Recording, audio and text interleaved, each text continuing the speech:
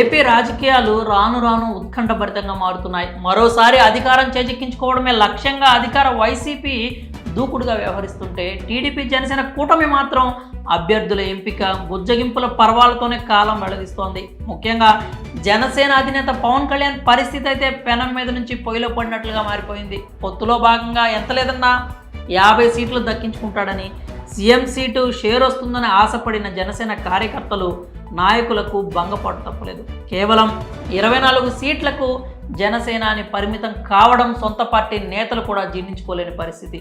ఇప్పుడు ఈ నిరసన శాఖలను చల్లార్చేందుకు పవన్ కళ్యాణ్ కొత్త సింపతి గేమ్ స్టార్ట్ చేసినట్లు అభిప్రాయాలు వినిపిస్తున్నాయి. పొత్తులో భాగంగా గౌరవప్రదమైన సంఖ్య దక్కించుకుంటాడని భావించిన జనసేన నేతలు కార్యకర్తలు విస్తుపోయేలా జనసేనాని కేవలం 24 అసెంబ్లీ 3 లోక్సభ స్థానాలతో సరిపెట్టుకున్నారు. అది కూడా కేవలం 5 అభ్యర్థులను మాత్రమే ప్రకటించారు. అందులో పవన్ కళ్యాణ్ పేరు కూడా లేదు. ఇన్ని ట్విస్టులు చూసిన తర్వాత సొంత పార్టీ నేతలు కార్యకర్తలు పవన్ కళ్యాణ్ అభిమానులు అందరూ నిరసనలకు దిగారు.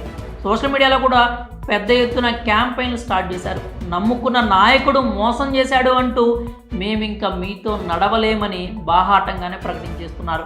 ఈ డ్యామేజీ కంట్రోల్ చేయడానికి పవన్ కళ్యాణ్ కొత్త స్ట్రాటజీ అప్లై చేశాడు అంటూ అభిప్రాయాలు వినిపిస్తున్నాయి.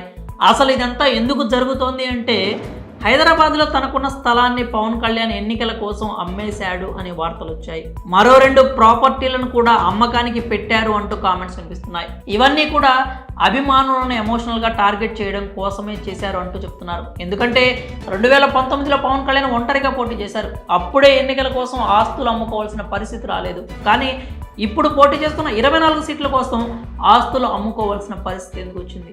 పార్టీ ఫండ్ కలెక్ట్ చేస్తున్నారు.